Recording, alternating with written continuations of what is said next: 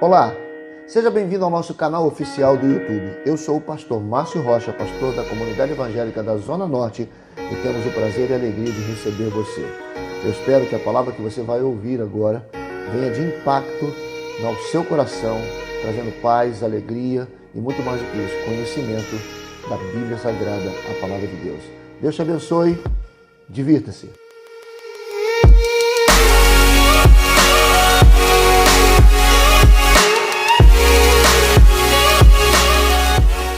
Restituir a ti 100 vezes mais. Deixa eu me ajeitar aqui.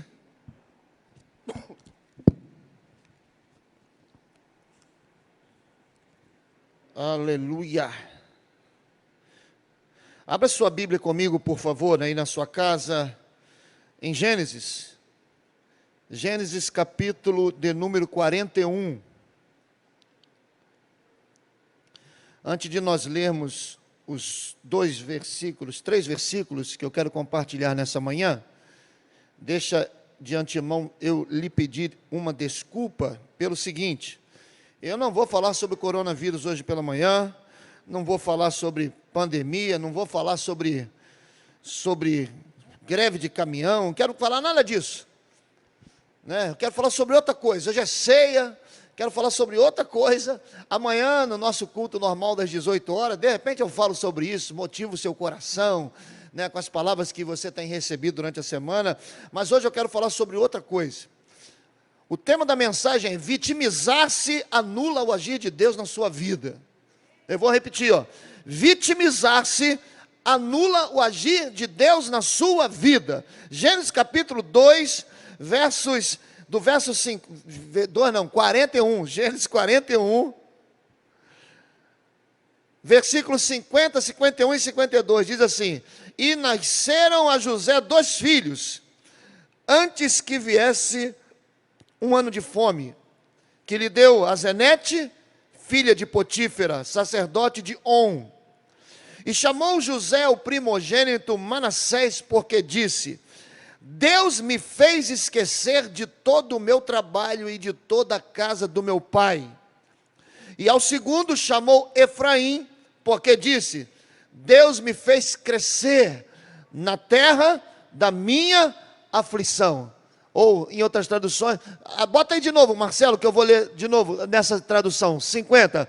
Antes de chegar a fome, nasceram 2 filhos a José, os quais lhes deu a Zenete, filha de Potífera, sacerdote de On. José, o primogênito, chamou de Manassés, pois disse: Deus me fez esquecer de todos os meus trabalhos e de toda a casa do meu pai. Verso 52, e ao segundo chamou-lhe Efraim, pois disse: Deus me fez próspero na terra da minha aflição. Coloca uma das mãos no seu coração e diga assim: Deus me faz próspero na terra da minha aflição. Amém? Então, mais uma vez, vitimizar-se anula o agir de Deus na sua vida. Quando a gente olha para a vida de José, quando a gente olha para as suas experiências, quando a gente olha para os fatos que lhe ocorreram na convivência com seus irmãos, suas angústias, suas aflições no Egito, nós poderíamos até pensar que José era uma pessoa fracassada. Se a gente olhar para a história de José, na sua infância, até o momento em que ele foi vendido pelos irmãos, a gente pode achar que José era uma pessoa derrotada, um homem cheio de revolta contra todos e contra todos, um homem com o coração carregado de ódio, rancor contra os seus irmãos, por tê-lo desprezado sem motivo justo. E mais do que isso, vendido José aos ismaelitas como escravo, arruinando completamente o seu período de jovem. Irmão, se nós pararmos para pensar, a gente poderia imaginar que José, ele podia ter sido uma pessoa que guardava profundas mágoas pelas acusações mentirosas que a mulher de Potifar levantou contra ele. José também poderia, inclusive, essas acusações mentirosas acabaram levando para dentro de uma prisão durante muitos anos, pastor Fabrício.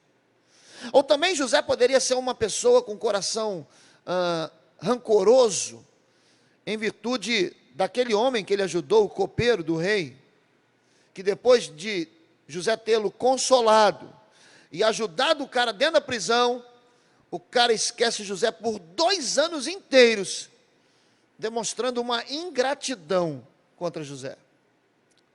Tantas coisas foram as que aconteceram na vida de José, que poderiam construir em José, e José tinha fortes motivos para isso, poderia ter transformado José num homem completamente revoltado e cheio de rancor. É muito fácil, né, se eu perguntasse assim, quantos gostariam de ter sido José? Talvez muitos de nós levantaríamos as mãos, porque a gente conhece o final da história. Mas quem de nós, quem de vocês aí na sua casa, suportaria ser traído pelos irmãos de sangue, irmãos que você emprestava suas bolas de gude, que você jogava peão com eles, soltava pipa com eles, irmão que você talvez tivesse dado uma roupa que ele não tinha para ir a um baile, você emprestou para ele ir a um baile, para ir a um culto, um baile gospel, né? A gospel night, aí, e de repente, porque Deus quer usar você, porque Deus tem um plano na sua vida, seus próprios irmãos de sangue conseguem destruí-lo, conseguem enganá-lo, conseguem maquinar contra ele. Quem de nós suportaria uma situação como essa? Quem de nós suportaria, por exemplo, Deus vai te restituir, te coloca dentro de uma casa, onde você é fiel em tudo, e alguém levanta um falso testemunho contra você, uma calúnia. Quem de nós? Quem de nós, mesmo jogado dentro de uma prisão, e Deus me abençoando dentro de uma prisão, eu ajudo alguém ali, revelo um sonho, o cara diz para mim, olha, vou lembrar de você, deixa comigo, quando eu subir eu lembro de você, e 2 anos inteiros, a pessoa que você ajudou está lá desfrutando do bom e do melhor, e você ainda jogado dentro de uma cadeia. Quem de nós gostaríamos de passar por isso? Na verdade, a gente por muito menos já é uma pessoa revoltada, a gente por muito menos já guarda rancor. Imagina passar por todas essas situações. José tinha fortes motivos para ser um homem completamente revoltado e cheio de rancor, mas anota o que eu vou lhe dizer nessa manhã, anota essa frase aí, Gisele, você está assistindo aí, anota essa frase aí, o seu direito de viver como vítima anula a ação de Deus em te honrar e mudar a sua história. Eu vou repetir, o seu direito, eu não estou dizendo que não é direito, mas o seu direito de viver como vítima, anula a ação de Deus em te honrar e mudar a sua história. Tem muita gente que Deus ainda não mudou a história porque está lá, como um miserável no canto, reclamando das injustiças, reclamando que ninguém te dá valor, reclamando que ninguém olha para você, reclamando que ninguém honra a sua autoridade, reclamando que ninguém faz isso ou faz aquilo, se vitimizando com direito, mas essa atitude de se vitimizar anula toda a ação de Deus em te honrar e mudar a sua história. Não foi isso que a gente lê que aconteceu com a vida de José, pelo contrário, o que nós vemos em José é um coração isento de qualquer tipo de sentimento contra as pessoas que lhe fizeram mal. Ele não guardou rancor no seu coração, ele não guardou revolta por tudo que sofreu, mas perdoou a todos, porque ele decidiu compreender que a mão do Senhor estava sobre a sua vida, e que aquelas coisas que estavam acontecendo, não estavam acontecendo por acaso, era um propósito de Deus, que estava se cumprindo na sua vida. Essa é a diferença com quem tem um relacionamento íntimo com Deus, essa é a diferença de alguém que busca Deus, essa é a diferença de alguém que se relaciona com a palavra de Deus. Porque quem não conhece Deus, irmãos, quem não se relaciona com Deus, acha que Deus o abandonou e que tudo que está acontecendo ali é para a sua destruição.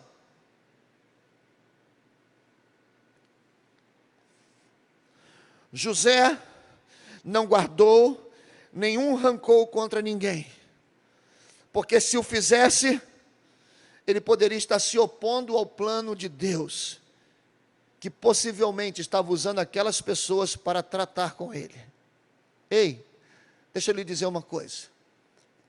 Muitas das vezes Deus vai usar pessoas do teu lado, superior a você, abaixo de você, para nos tratar, para nos moldar segundo o seu querer, não segundo o nosso querer. Posso liberar mais uma palavra, agora é profética sobre a sua vida? Você não é vítima, mas um agente transformador de histórias e trajetórias, a começar pela sua própria. Eu vou repetir. Você não é vítima, mas um agente transformador de histórias e trajetórias, a começar pela sua própria vida. Aleluia! Veja um exemplo de Davi, por exemplo. É ótimo. Vejamos o exemplo de Davi, quando ele é amaldiçoado por Simei, pastor Fabrício. Davi poderia se defender e matar Simei, como seus amigos aconselharam. Abre parênteses, cuidado para você não destruir quem Deus colocou no seu caminho para cuidar de você, para tratar com o seu caráter, para tratar com as suas debilidades. Cuidado. Vai ter gente que vai dizer assim, larga esse cara, porque muitas das vezes a gente só quer perto de nós quem fala o que a gente quer ouvir. E às vezes Deus manda profeta, às vezes Deus manda a gente para tratar, às vezes Deus manda a gente para nos curar. Mas quem não entende o propósito de Deus, manda você matar quem Deus está enviando para cuidar e tratar com o seu caráter. Fecha parênteses. Os amigos de Davi, os homens de Davi aconselharam, Senhor, mata esse homem. Mas Davi responde da seguinte maneira, deixa-o me amaldiçoar, pois o Senhor lhe falou aos ouvidos. Está lá em 2 Samuel, capítulo 16, verso 10. Irmãos, nada acontece por acontecer na vida de um servo. Tudo faz parte de um plano de Deus. Se você é fiel, pastor, mas então não vou ser fiel, porque se eu sou fiel, acontecem coisas ruins. Irmãos, no mundo tereis aflições, mas tem de bom ânimo, porque aquele com quem você anda, aquele com quem você serve, já venceu o mundo. O problema é andar com ele, é andar com quem vence, é andar com quem nunca perdeu uma batalha, é andar com aquele que aplana no meu caminho, é andar com aquele que ainda que eu ande pelo vale da sombra da morte, ele não vai me deixar sozinho, é aquele que me sustenta dia e noite. O lance é com quem a gente está andando. Então não tenha medo, a sua fidelidade, a minha fidelidade com certeza vai atrair muitos opositores e não vai nos isentar de passarmos por tribulações, mas a minha fidelidade me garante que quando eu chegar do outro lado, a vitória já é garantida em nome de Jesus. Nada acontece por acontecer na vida de um servo, tudo faz parte do propósito de Deus para a nossa vida. Ei, você está do lado de alguém aí na sua casa? Se não tiver, olha para si mesmo e diga, tente enxergar como um plano de Deus o que está acontecendo com você hoje.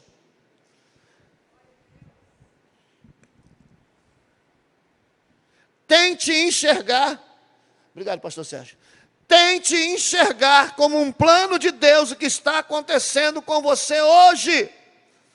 A palavra diz que depois de passar 13 anos de sofrimento e provações, José foi grandemente abençoado por Deus na terra do Egito. Eu não sei por quanto tempo nós vamos estar sendo achatados, isolados. Eu não sei por quanto tempo nós vamos estar passando por algum tipo de sofrimento, mas uma coisa eu sei: Deus vai te abençoar, Deus vai nos abençoar, Deus vai mudar completamente essa história. Aleluia!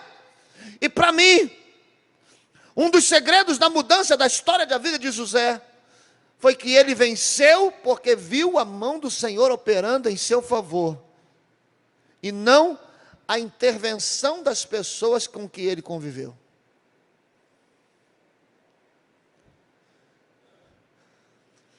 É verdade que Deus pode usar pessoas, mas ainda que Deus use pessoas, a honra e a glória toda dele. Não foi A, nem B, nem C quem resolveu o meu problema. Foi Deus que usou A, B e C.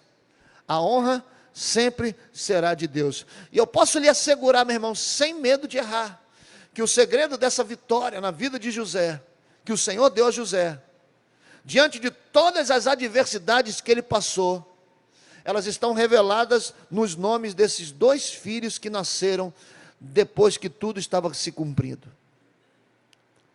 Em Manassés e em Efraim estão inseridas as lições que nós, nessa manhã de ceia, precisamos aprender, para não anularmos o agir de Deus na nossa vida. Neles, José estava traduzindo o sentido da sua vida e das suas experiências. E eu creio que Deus usou essa oportunidade para nos ensinar a trilhar esse caminho que José resolveu seguir e que mudou completamente a sua história. Um detalhe para o qual a gente precisa atentar é que todas as coisas que aconteceram a José foi na época da fartura. Na época da fartura. Durante 7 anos de abundância, antes que viesse o período da fome. E aí, meu irmão, deixa eu lhe dizer, hoje nós vivemos num reino espiritual uma abundância. Você abre qualquer tipo de rede social, está todo mundo pregando. É de 5 em 5 minutos, de minuto a minuto. Você abre a sua rede social, tem alguém lá, a live. Você tem lá live, pregação. Nós vivemos um grande momento de banquete espiritual. Tem palavra de tudo quanto é tipo. Rebleias, nabaias, né? Racionais, loucuras. Tem gente que está fazendo, meu Deus, é tudo quanto é tipo. Falam do Apocalipse, ó, cheguei a babar. Não podia perder. Tem gente que fala do Apocalipse, tem gente que fala de Gênesis, tem gente que fala de João, tem gente que fala dos Evangelhos, tem gente que fala das cartas paulinas, tem gente falando de tudo quanto é assunto. Ou seja, nós estamos vivendo um tempo de fartura, de abundância. Porque nós vivemos um tempo profético. As palavras que são liberadas nesse altar, né, e em vários altares espalhados aí pelo Brasil, tem servido para alimentar, tem servido para nos ajudar a crescer, tem servido para nos admoestar, tem servido para fazer com que nós nos alinhemos ao propósito de Deus. Ou seja, nós estamos vivendo um tempo muito precioso. Um período que pode ser que anteceda um tempo de grande seca, que a Bíblia chama de a grande tribulação, aonde não vai dar mais para fazer nada. Aproveite esse tempo. Aproveite o tempo da abundância e se prepare-se. E prepare-se, porque um tempo, e eu não estou falando, irmãos, eu não estou falando de natural, eu estou numa esfera espiritual. Os espirituais estão entendendo, ok? Se Jesus está às portas, prepare-se. Se realmente o que nós cremos e temos falado vai acontecer, prepare-se. Maranata, ora vem, Senhor Jesus. O nosso Senhor está às portas, vindo buscar a sua noiva. Então aproveite esse tempo de abundância. E eu quero nessa manhã te desafiar, nessa ceia, para que a gente possa permitir que o Espírito Santo mude a nossa forma de pensar e de encarar os momentos turbulentos que nós possamos estar vivendo. E que por causa de momentos como esse, a gente até deixa de crer que Deus está conosco. A gente até deixa de crer que Deus está no controle. A gente até deixa de crer que Deus é misericordioso, é bondoso, para torná-lo um rei cruel, para torná-lo um rei bravo, para torná-lo um rei injusto. Tudo isso porque a gente não tem uma visão certa do momento que está acontecendo na nossa vida. Coloca a mão no seu coração aí, né? E diga comigo assim: Deus está no controle da minha vida. Vai, diga aí você: Deus está no controle da minha vida. A minha querida Marta, dos Estados Unidos, está assistindo. Então, Marta, anota aí, ó. God is the control of my life. Vou repetir, ó. God is in control of my life. Ok? Deus está no controle da minha vida. Aleluia. Gostou? Thank you, man. Love you so much. Tem gente da Angola assistindo a gente também. Jorge Patrícia, da Angola. Angola fala português, não preciso falar, é outra língua. Jorge, muito obrigado por tu estar aqui. Não, isso é espanhol, né? Jorge, muito obrigado por estar assistindo. Jorge lá da Angola está assistindo a gente também. Meu irmão de Portugal com um monte de gente. Nós estamos internacionais. Deus abençoe a sua vida. Estamos muito longe. Belfort Roxo, Queimados, tudo assistindo a gente aí.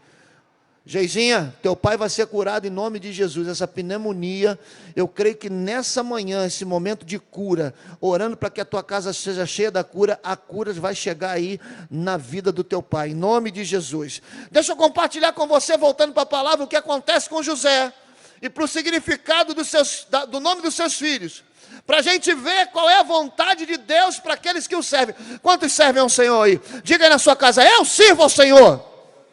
Diga mais alto, auditório. Oh, glória a Deus. E chamou o nome do primeiro Manassés, porque disse: Deus me fez esquecer de todo o meu trabalho e de toda a casa do meu pai. O nome do filho de José, do primogênito, significa aquele que faz esquecer, ou não viverei em função de. Aí está o grande problema. Talvez você diga assim, não, tudo bem, deixa para lá. Quando você deixa para lá e diz que realmente esquece, mas vive em função daquilo, alguma coisa está errada. José estava mostrando que ele não guardou na lembrança e nem no seu coração qualquer mágoa ou qualquer rancor em relação a tudo que ele sofreu. Ele entendeu que o Senhor estava com ele, mesmo no meio das suas aflições. Ele pôde descansar no Deus de Israel. José, meu irmão, presta atenção nisso. José decidiu não passar a vida inteira sendo controlada por sentimentos negativos ou por pensamentos de vingança. Hoje nós não estamos reunidos, né, em comunhão com a igreja, como eu gosto que ela esteja na ceia, mas irmãos, quantas vezes nós estamos diante do Senhor, não controlados pelo seu Espírito, mas controlados por um sentimento de mágoa, de rancor, que a gente não consegue sequer olhar para o rosto de um irmão que está compartilhando do mesmo cálice, do mesmo pão. José está tomando uma decisão: eu não serei controlado por pensamentos negativos, eu não serei controlado por pensamentos vingativos. José não acalentou no coração qualquer sentimento contra os seus irmãos que o venderam para o Egito, e nem desejou vingança ou mal algum contra eles, mesmo tendo a oportunidade para isso. Mesmo tendo a oportunidade, Daniel, José poderia ter, agora esses caras vão, agora eu vou acabar com eles. Agora eu vou liberar sobre eles a minha ira de terem feito o que fizeram comigo. Não, José estava com seu coração completamente livre. Contra Potifar, que o mandou prender, nem contra sua mulher que o caluniou, José requereu qualquer ajuste de conta. José, irmão, chegou num nível que ele poderia ter dito assim: Potifar, vem aqui, se ajoelha, vou te humilhar agora. Agora quem está no poder sou eu. Agora quem está por cima da carne seca sou eu. Chama essa tua mulher aí. Chama essa tua mulherzinha aí, que agora eu arrebento com essa mulher. Não. Não. O copeiro do rei não sofreu qualquer tipo de represália, irmãos. Não sofreu qualquer tipo de perseguição por causa da sua ingratidão. José agora é governador do Egito, poderia falar assim: chama o copeiro aí para mim, que eu quero ter um papo com ele. Copeiro, você agora vai ser rebaixado, você não vai ser mais copeiro, você vai ser lavador de prato, você vai cuidar dos porcos. Não. Esse é um dos maiores problemas dentro das nossas igrejas. A gente, quando é honrado por Deus e colocado numa posição, A gente libera toda a nossa ira por alguém que nunca apertou a sua mão, por alguém que nunca te deu bom dia, por alguém que tem algum problema com você. Aí a gente diz assim: agora eu quero ver. Agora eu sou diácono. Agora eu sou responsável pela ceia. Agora eu fui ordenado o cara da cantina. Vou botar sal no café desse miserável. Eita! O que é isso, irmãos? A pureza de coração e a confiança na providência do Senhor nortearam José todos os dias no seu cativeiro.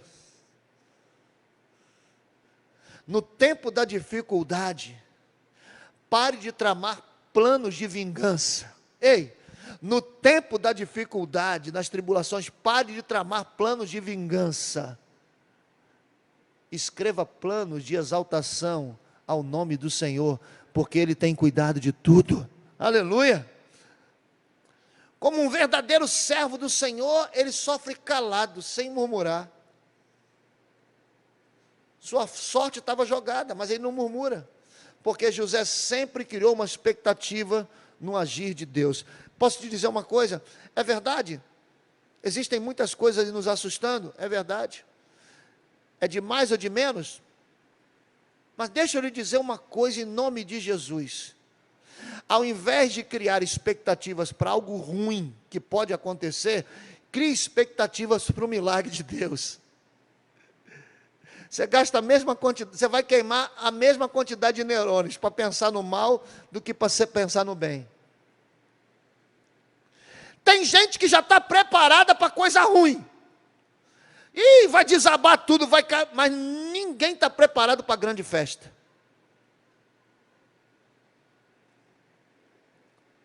Se amanhã acabar tudo, como é que você vai fazer? Não preparei não. Se a partir de amanhã der tudo ruim, estou estocado de arroz e feijão e macarrão e farinha.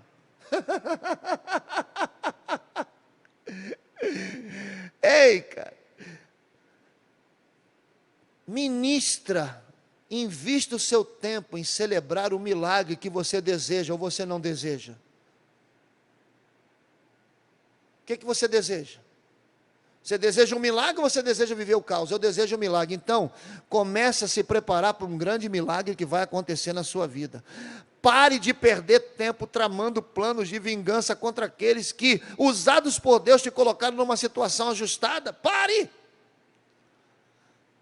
A pureza do coração de José, que sofreu tudo calado, sem murmurar, fez com que ele esperasse o agir de Deus, que no tempo certo aconteceu.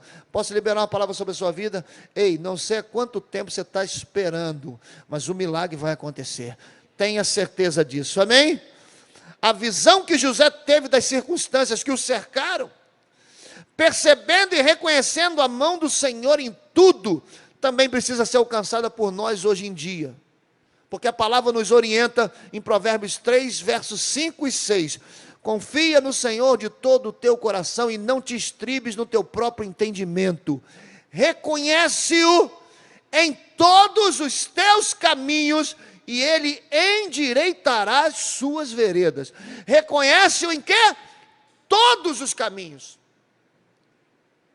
Diácono Alexandre, todos significa todos. Ou seja, os esburacados, os alisados, os de paralelepípedo, os enlameados, todos os caminhos. Reconhece o Senhor em todos os seus caminhos e Ele endireitará as tuas veredas. Ou seja, se eu estou aqui num buracão, Senhor, o Senhor está comigo, o Senhor aplana o meu caminho, Ele endireita. Nós vivemos dias de provações e a gente precisa entender o caráter de cada uma dessas provações. Se a gente é tratado injustamente por alguém, a gente não pode ir logo nos revoltando, exigindo nossos direitos, como as pessoas do mundo fazem. A gente não pode criar um inimigo, enchendo o nosso coração de indignação e assumindo a posição de não perdoar. Irmão, nós vamos tocar no cálice, você vai tocar no cálice aí no pão. Para de ser algoz das pessoas. Porque quem sofre, quem acaba sofrendo é você.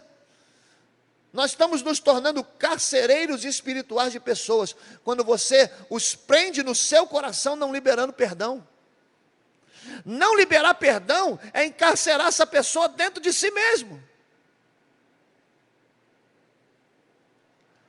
Às vezes nós passamos anos e anos guardando uma mágoa de uma pessoa que Deus usou para tratar conosco, e a gente não percebe isso. Vamos ver mais uma vez o exemplo de Davi, que perdoou Saul, perdoou Simei, seu filho Absalão e todos os outros que buscaram seu mal. Davi era alguém. Por que Deus chama Davi de homem segundo o seu coração? Se o cara errou, se o cara vacilou. Mas Davi, em todos os momentos, falava assim: eu sei que é Deus que está usando isso para me tratar. Davi não morre com o coração amargurado por ninguém. Quando não perdoamos e esquecemos, ao invés de crescermos, quando nós não perdoamos e esquecemos, ao invés de crescermos, nós estamos diminuindo, nós estamos minguando. E o que é pior, quando a gente se faz de vítima, a gente resiste o agir de Deus na nossa vida. Edmo, por favor, olha para o irmão, olha para aí, para quem está do teu lado, diga assim: está na hora de deixar Manassés nascer na sua vida. Vai, eu quero declarar, está na hora de você deixar Manassés nascer na sua vida. E aí, meu irmão, se Manassés não nascer, Efraim jamais nascerá. Se Manassés não nascer, Efraim jamais nascerá. E o nome do segundo foi Efraim, porque disse: Deus me fez prosperar na terra da minha aflição. Efraim significa duplamente frutífero. Ele aponta para a segunda fase da obra de Deus na vida de José, a honra. Depois que José passa por todas as tribulações, pela mão do Senhor, ele veio a se tornar governador do Egito. Todas as adversidades foram superadas e esquecidas, e Deus reverteu o quadro da vida do seu servo. Agora era chegado o momento da bênção, da abundância. E os dias de fome estavam se chegando, estavam vindo para José. Mas por causa da bênção de Deus, por causa da atitude de José relacionada a Deus, no tempo da adversidade, da dificuldade, Deus continuou abençoando seu filho.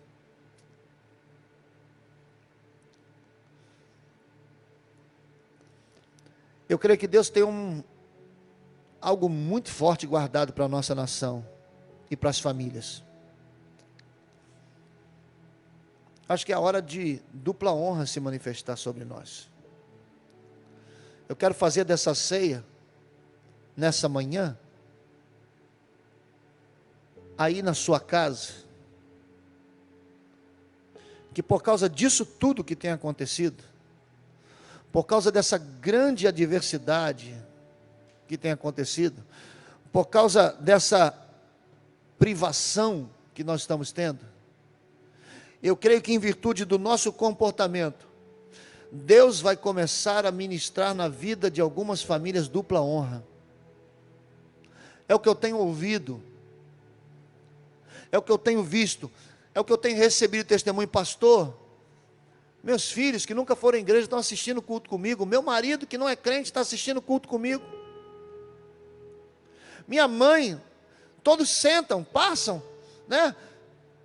Teve uma irmã que mandou para mim que a irmã dela, na hora do culto, passa para lá, passa para cá, passa para lá, pastor, ela não dá o braço, ela está ouvindo, ela fica passando para ouvir a palavra, ela não quer se sentar. Eu quero liberar sobre a tua vida, ela vai se sentar do teu lado e ainda vai receber a Jesus como Senhor e Salvador da sua vida. Sabe por quê? Porque é o propósito de Deus para a família, a dupla honra, por causa do seu posicionamento, de servir a sua casa, de estar ligado no Senhor, de saber que Deus está no controle de tudo, vai se manifestar planos perfeitos de Deus para a sua família. É a dupla honra chegando no nosso lar. José agora podia avaliar o sofrimento das pessoas e a fome que eles estavam sentindo, porque ele entendeu todo o processo na vida daquelas pessoas. Até mesmo aos seus irmãos que o maltrataram e venderam como escravo, José tratou-os com brandura. Porque se alguém não ama seu irmão, como é que pode amar os de fora? O Senhor fez José prosperar. O Senhor vai fazer a igreja do Brasil prosperar. Estão nos jogando nos calabouços, estão nos colocando nas solitárias, mas o posicionamento da igreja vai fazer, quando tudo isso acabar, vai fazer a igreja prosperar. E eu não estou falando de dinheiro, estou falando de prosperar em milagres, prosperar em sinais, prosperar em cura, prosperar em libertações, prosperar em ganhar as pessoas para o reino. Deus vai fazer a igreja prosperar. Você quer um novo nível nessa manhã, meu irmão? Você quer chegar a esse nível nessa manhã? Você quer chegar ao nível da fartura? Você quer chegar ao nível de ter abundância? Você quer chegar a um nível de prosperidade? Você quer de verdade? Então dá um glória a Deus aí que eu quero ouvir. Glória a Deus! Deus vai nos dar filhos espirituais, que vai nos fazer esquecer de tudo o que aconteceu e vai nos colocar num tempo de abundância. Mas deixa eu te dizer uma coisa, que eu disse alguns minutos atrás. Se Manassés não nascer antes em nós, Efraim jamais nascerá. Efraim não nasce na vida de alguém que não tem uma história de perdão e misericórdia. Essa restituição na vida de José aconteceu por causa do perdão e da misericórdia. Se José tivesse guardado no coração qualquer queixa contra aquilo que ele sofreu, e ter sido deixado levar pelo sentimentalismo e pelo rancor, nada do que aconteceu na vida de José teria acontecido. Nada. O plano que Deus realizou na vida de José não teria se cumprido. Ele teria sido um homem revoltado, vingativo, cujo nome teria sido esquecido para sempre, ou lembrado no rol daqueles que falharam no cumprimento do propósito do Senhor. Mas o nome de José permanece diante de Deus para testemunho até os dias de hoje. E o Senhor tem esse mesmo propósito com a sua igreja e cada um dos seus servos. Deus quer realizar uma grande obra e te fazer crescer e prosperar, mesmo em meio às aflições que nós sofremos dessa vida. Mas para que isso aconteça, é necessário que nós esqueçamos de palavras e atitudes que porventura alguém possa ter se levantado contra nós. A gente precisa aprender a rejeitar veementemente toda e qualquer dissensão e contenda, para que nós como igreja venhamos a crescer e a obra do Senhor prospere na nossa vida. Eu termino lendo Filipenses capítulo 3, verso 13 e verso 14, onde o apóstolo Paulo diz: irmãos, quanto a mim, não julgo que o haja alcançado, mas uma coisa eu faço, e é que, esquecendo-me das coisas que para trás ficam, e avançando para as que estão diante de mim, prossigo para o alvo, pelo prêmio da soberana vocação de Deus em Cristo Jesus. Antes de nós tocarmos no cálice e no pão, eu gostaria de estar orando, pedindo ao Pai que possa gerar no nosso ventre espiritual uma criança chamada Manassés, para que toda mágoa, toda angústia, todo sentimento de vingança, tristeza, coisas que ainda nos dominam, possa ser deixado no altar. Que Manassés nasça que nós venhamos decidir a não viver mais em função de sentimentos, de traição, de dores, de angústias, de vingança,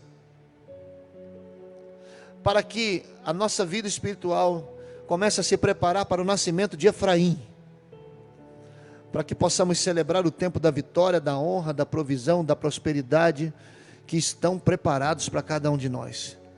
Que nessa manhã seja uma manhã de arrependimento e liberação de perdão, em nome de Jesus, para que nós possamos viver um tempo de abundância,